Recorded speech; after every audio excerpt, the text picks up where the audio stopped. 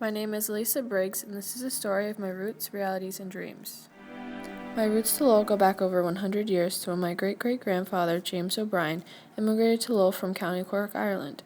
He met his wife, my great-great-grandmother, Mary Murphy, in Lowell, where her family had also immigrated many years before. In 1895, my great-great-grandfather and his brother owned an apothecary, O'Brien Brothers Apothecary on Middle Street in downtown Lowell.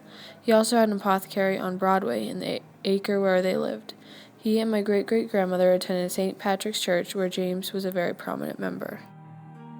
James and Mary had a daughter, Frances O'Brien, who's my great-grandmother. She taught at Lowell High School in the 1920s. She met her husband, my great-grandfather, John Savage, who was also a teacher there. He lived at the YMCA on Merrimack Street. They were married in Lowell in 1926. They had 3 kids, one of whom was my dad's mother, Genevieve Savage Briggs. They left Lowell shortly after they were married so he could pursue his academic career at Fordham and Brown universities. My mom has been working as an urban planner in Lowell for the past 27 years. I often visit her at her office at the Lowell National Historical Park, which is right across the street from the Lowell High School where my great-grandparents met. My Irish ancestors were part of the community who built the canals in Lowell. Now my mom works on building the canalway so that people can see and appreciate what my Irish ancestors and other Lowell immigrants helped create. In 4th grade, I went on a school field trip to the Tsonga Center in Lowell National Historical Park. My class did the program on immigration. We were all given the name of a Lowell immigrant. Just by chance, I got a card that said James O'Brien. I have spent a lot of time in Lowell over the years attending parades, concerts, and other events. A couple years ago, my mother took my sister and me to hear Lama Bowie, the Liberian peace activist, speak at UMass Lowell.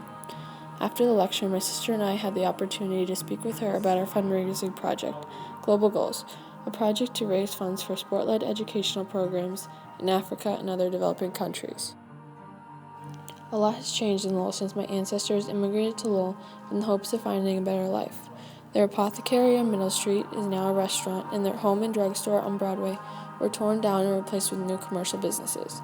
The YMCA is now a park and part of the canalway that my mother is helping to build. The 2013 Lowell High School graduating class is much more diverse than it was in 1926 when my great-grandparents taught there. I now practice futsal with my Mill City soccer team at the Butler School, which is located just across the street from my great-great-grandparents' gravesite in the Lowell Cemetery. My dreams keep evolving the way Lowell keeps evolving. When I was younger, my dreams consisted of becoming either a lunch lady or a school bus driver. My world was much smaller back then, and I didn't know all the possibilities. Now, after being exposed to a world of possibilities, my dreams are as big as the ones of the immigrants who came to Lowell. I've kept in touch with Lama Bowie. In one of her emails to me, she said, "The journey of 1,000 miles begins with a step. You have started your journey, you will get there." My ancestors took that difficult first step and went on that long journey from Ireland to Lowell.